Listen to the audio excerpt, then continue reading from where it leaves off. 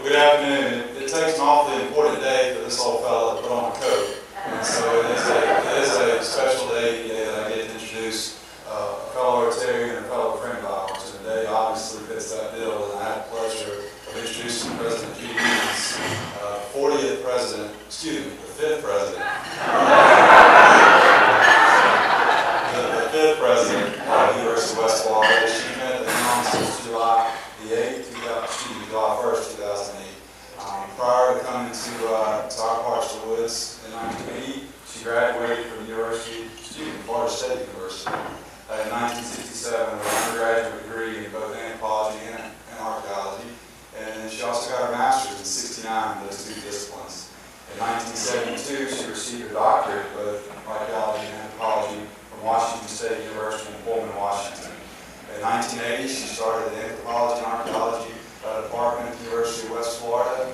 And in 1980, she also started the Archaeology Institute, which over a period of years, she wrote 5 books, 17 chapters in books, and also secured 75 grants that totaled $6 million to enable her to study about how people live and what they need to live with. So I guess she got to dig up for dirt, $6 million.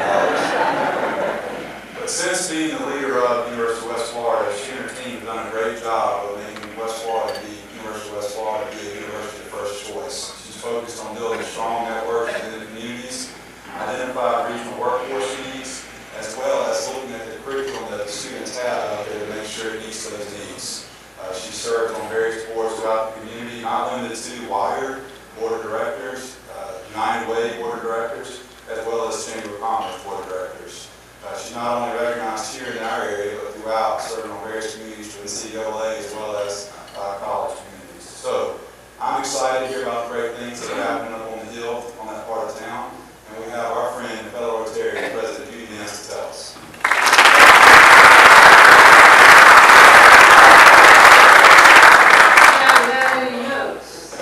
I'm impressed. Even though I am the 40th president of the university. I'm proud to be here. I'm proud to be a Rotarian, especially at this club. And what I want to do today is to just give you a little update on the latest. I'm not going to give you everything that we've done, but just some of the highlights that we've done in the last 5 or 6 months, maybe 8 months, to kind of show you where we're going and the progress we're making on projects that we have underway. And of course, the first thing that is on our mind is something called the metrics. There is a wave sweeping the United States in higher education called performance-based funding. And it is really the second stage in evolution of the university system and higher education, where back in 1920s and 40s, we focused, the higher education in this country focused on access, get them into school, get them in there. And we were funded by how many students we had enrolled. And so we all got students enrolled and been that way for 50, 60 years. Well, it's changing now to something from input, which is enrollment, to output, which is graduation and staying in school, progress towards degrees. And so the Board of Governors has set up 10 metrics that we all, 12 universities, Florida Polytech has a president, and they'll open this fall down in Lakeland. But at any rate, the metrics is, there are 36 states that have performance-based funding metrics that help determine a lot of their funding. And so our Board of Governors saw fit to impose them on us last year. And the universities that have the most trouble with metrics are those that have opened our doors very wide and who have we encourage students to come into the university and we help them through. They take their time, they have to drop out and work, then they come back, they start as adults, they take 1 or 2 courses, and are very proud when they graduate after 4 years. And that is not exactly what the public wants anymore. What they want and what they will get are students that graduate faster, that finish in at least 6 years. Students that get a job that pays good money 1 year after graduation. Students that start out as full-time freshmen and come back as full-time sophomores. And a lot of money is at stake on those. So really what's happening in our educational system, and especially at a regional comprehensive, which is what the University of West Florida is a culture change. One that tracks students. What courses exactly are you taking? Exactly what year are you?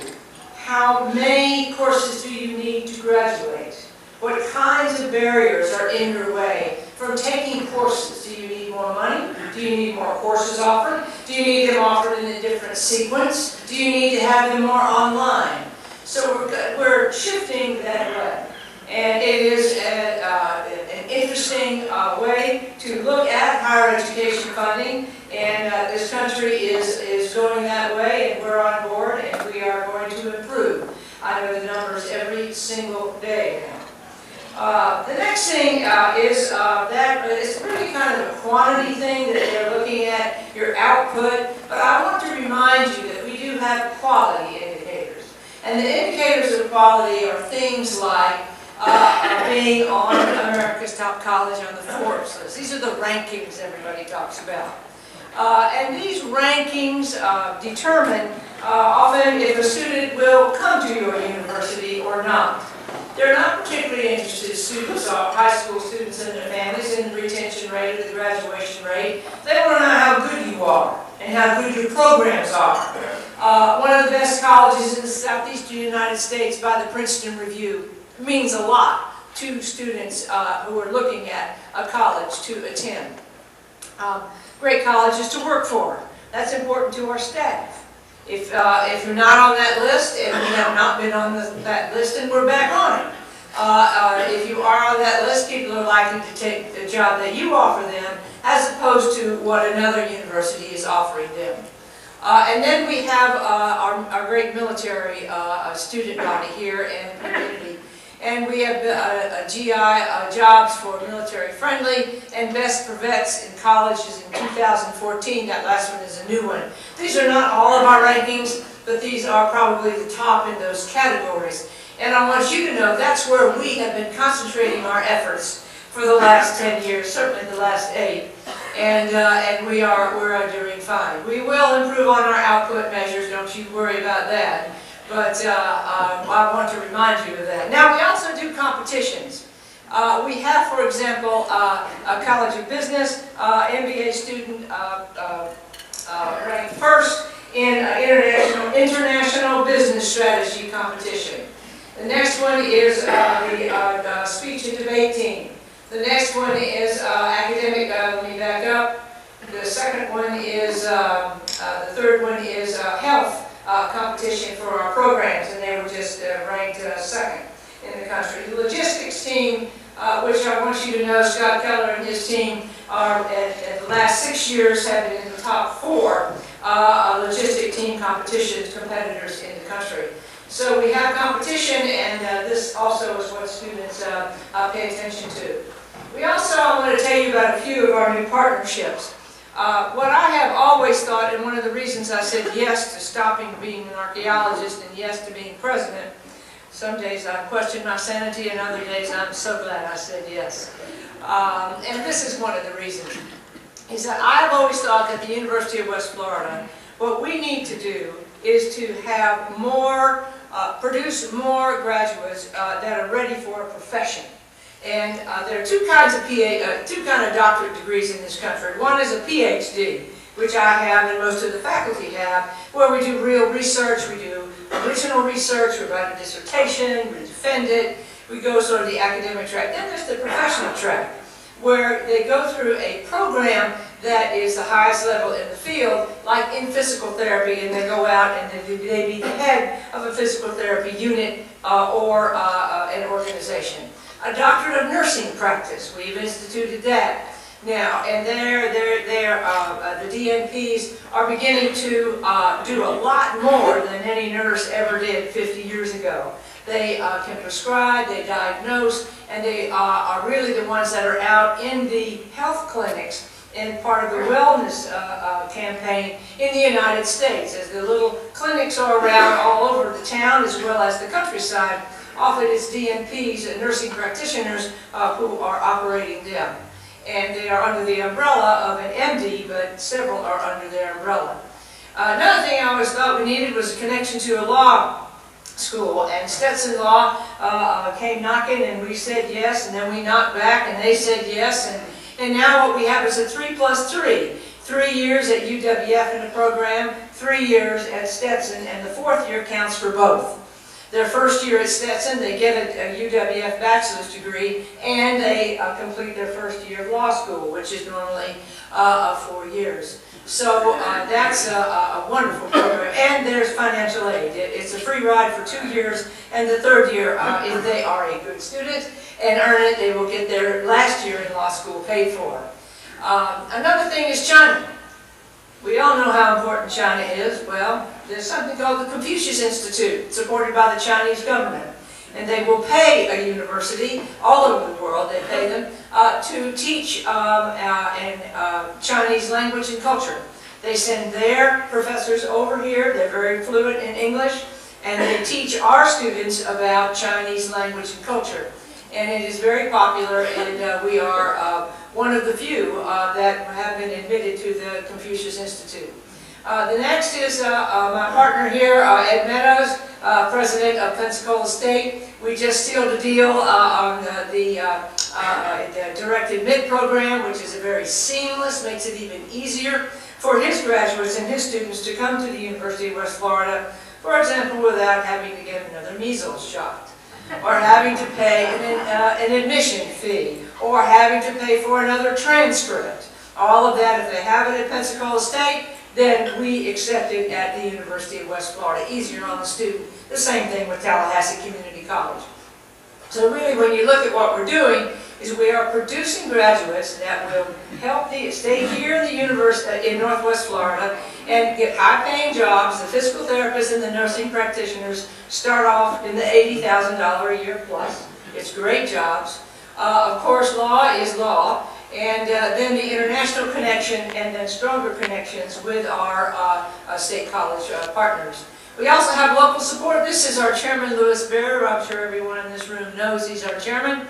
He's a great chairman, and the Louis Bear Family Foundation just gave us $1 million. And that's $1 million check there. And what Louis Bear, the reason he's chairman, he has a lot of other things he could be doing, like being in the study camp instead of worrying about the committee meetings next week. Is he believes that every great city has a great university at its heart and its core. They put their money where their mouth is. They also put their time where their mouth is. And he is a great advocate and supporter of the University of West Florida. And as you know, Dr. Brendan Kelly is now a real vice president of advancement and has broken all the records for fundraising in the University of West Florida. And he's a great addition. And he and Louis Bear get along very well, and he helped the Bear family decide what they really wanted to support at the University of West Florida. A lot of times people want to give, but they don't know really what they want to give for. Their money is going to go for logistics, which is one of our star programs in business, and mechanical engineering. We've only needed that forever. And so we got some money from the state to match that. And so mechanical engineering is being developed right now. We've got the money in the bank. The next is what we're going to do next. Mechanical engineering, I just mentioned. Another thing we're really getting strong into is cybersecurity. I don't think there's anything that drove it home more than the Target problem, or the problem at Target, when somebody hacked into their cash rate, not their cash, old school, hacked into their terminals and started draining accounts. And also, we have 3 different kinds. One is in intelligence, one is secure in a certificate, and another one is information security. The interesting twist on this is that these are stackable certificates. So once you stack all 3, they get a degree. And I think that's a pretty cool way for a person who's usually working to be able to, number one, get a certificate they can go out and get a job with or get a raise with, and then to go get another one and work their way towards a bachelor's degree. And the next one is physician's assistant. We got As you know, nursing practitioners and physician's assistants are very high up in the food chain and the workforce of the medical field, and they, like nursing practitioners, are out in those clinics and working in the hospitals and do a lot of the work now so that the medical doctors can do medical doctoring instead of all the other things they used to have to do. Right, Dr. Jimmy? Right. Now, there's something new. As you know, universities are known as slow to change. We've been in business for 1,000 years, and that is literally the truth. We have traditions that go back that are forever and that go back to the Middle Ages in Europe, and they are very difficult to change. Things like tenure, which people don't understand anymore. And we have to re-educate people in what tenure is and what it is not. But one of the things that we've also been known for is slow to change. Good Lord, don't ask them to do anything different because it'll be 5 years before they get done planning. And so we developed something that can turn on a dime, and this is the Innovation Institute. This is made up of just a skeleton senior crew, Dr. Pam Northrop, and what they do is they look at our university faculty as a series of experts, which they are, but looks on them as a resource by which they can cobble together faculty from different departments for a little while, a year, 2 or 3, to work on a project, to work on a grant, to work on establishing a program, and pay the department for their time from the grant, and then turn them back loose to the faculty. And so that allows us to dip into our faculty and not have to hire expensive consultants or new people and then find a job for them when the money runs out, but to put them back to their education, their faculty position. And the key words in there are regional, a substantial impact on the regional economy. Everything we do in that institute, it's down in Belmont and Villers, in one of Quint Studer's buildings right across from Five Sisters. And it is helping to bring back and upgrade that part of town. And other people are now in the building too with us that are high-tech folks. And also to meet the demand of Florida's workforce challenges. Now, some of the things that they are doing, we just started it this year. There's something called Complete Florida. You know, because we have not been that focused on making sure students graduate. I mean, making it count. We have let students, if they needed to move, they had a family, they stopped out. There are 2.2 million people just in the state of Florida that have some college and no degree. And we consider that a lose-lose. Those people want a degree, but they have a family, they have other responsibilities and other obligations. The state legislature and the public have decided we need to see how many of those we can facilitate getting their degrees. So that's what they call Complete Florida. They have upfronted some money to us to start the program, and Dr. Northrop has cobbled together the right faculty and the right senior administrators, and now has a concierge-based program with 13 institutions, 10 colleges, 3 universities, or 9 colleges and 4 universities, and they're offering 43 programs. And they're contacting each one of these 2.2 million people and saying, what do you want to do? Do you want to finish? And if you do, how can we make it easy for you? Also, there's something called competency-based education. The military is a great example. There's a lot of training that goes on in a lot of jobs and a lot of professions. But when you apply it to, can you get any college credit for that? That's the question. And long ago, many of you all took tests called CLEP, or a test where if you didn't want to take French and you took a test and you could not take French if you passed the test. And so we're doing that on steroids. And it is very difficult to do. But another thing, it's happening right now. Florida Virtual Campus has just been, it's a $22 million program that's just been transferred to the University of West Florida. It's K through 12, online. Support for K through 12, online. And there are millions of students in it, and there are hundreds of thousands of courses, and they want us to manage it for them, and we are. That's in the Innovation Institute, and it's right now. They want a plan by December. and they're going to have a plan by December.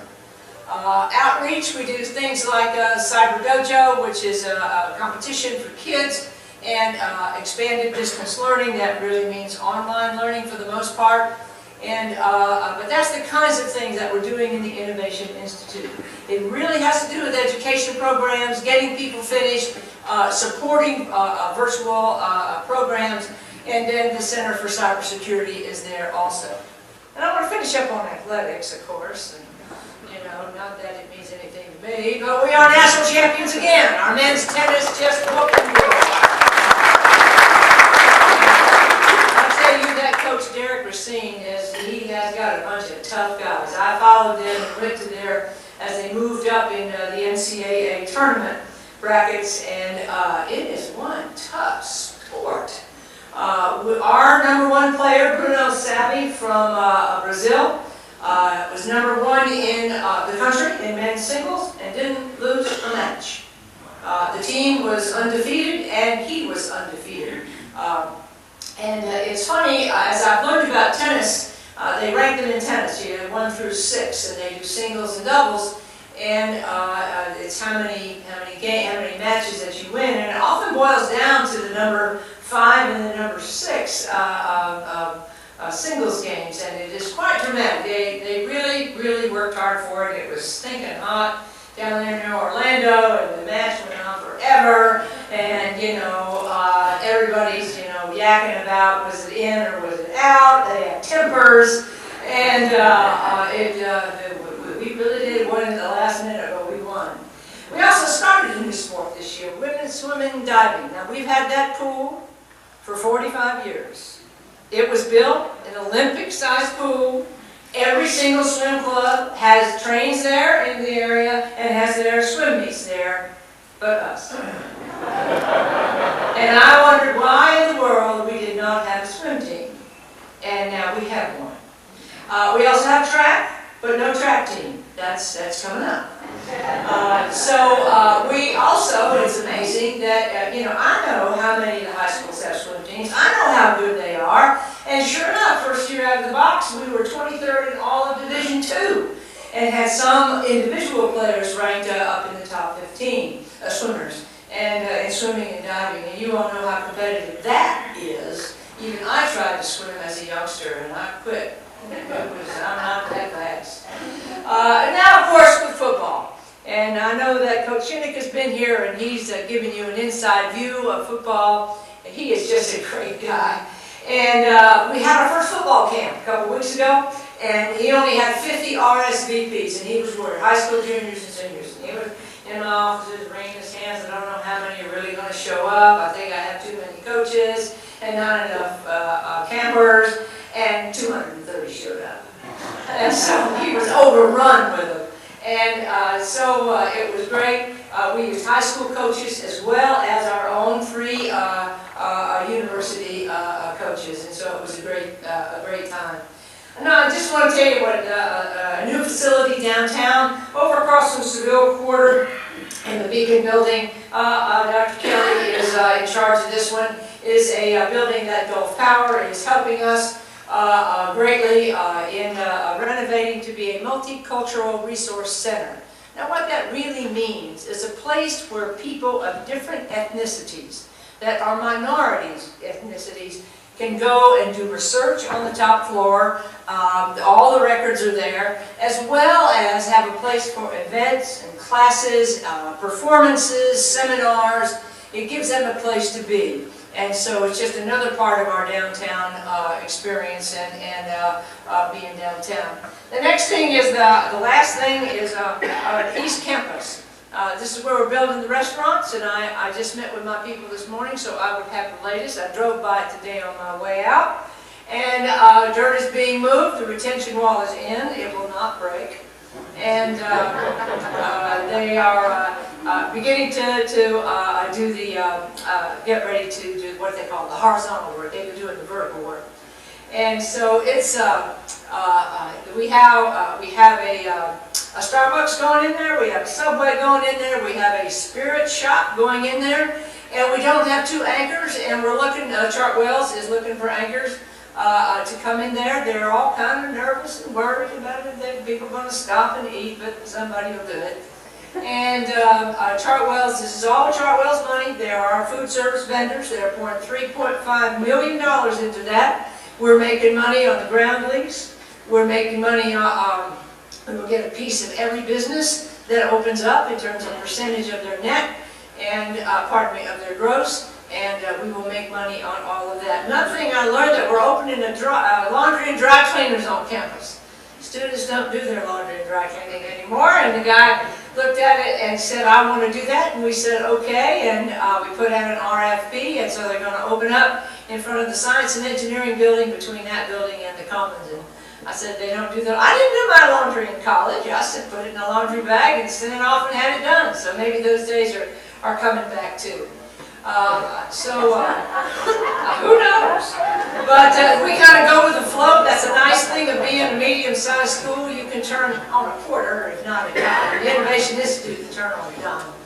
And so at any rate, we're moving along. You can help get engaged. Come out and see us. Have a cup of coffee at Starbucks, or just walk the campus on a pretty Sunday afternoon.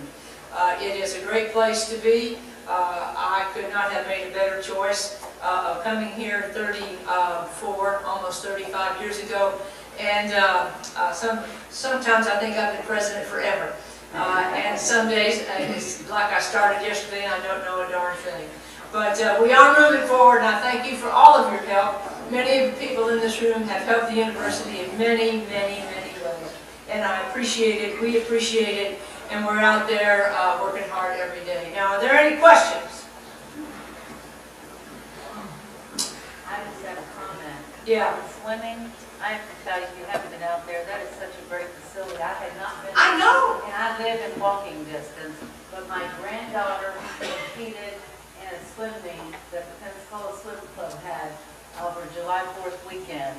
And I was amazed at what a wonderful facility that is out there. It was packed with kids and with people from all over because she came from Huntsville, Alabama to compete in that. She and her friends from the Huntsville Swim Club. Proud to say she came in first in the breaststroke. But I'm amazed every time I go out there at the facilities they have that I pay no attention to. Yeah. Well, thank you. And like I said, it always just befuddled me as to why we didn't have a swim team at the university, because everybody else enjoys it. It's sort of a great Four more years will leave college. Absolutely. We give swimming scholarships away every year. Yes, we do. Okay, thank you very much.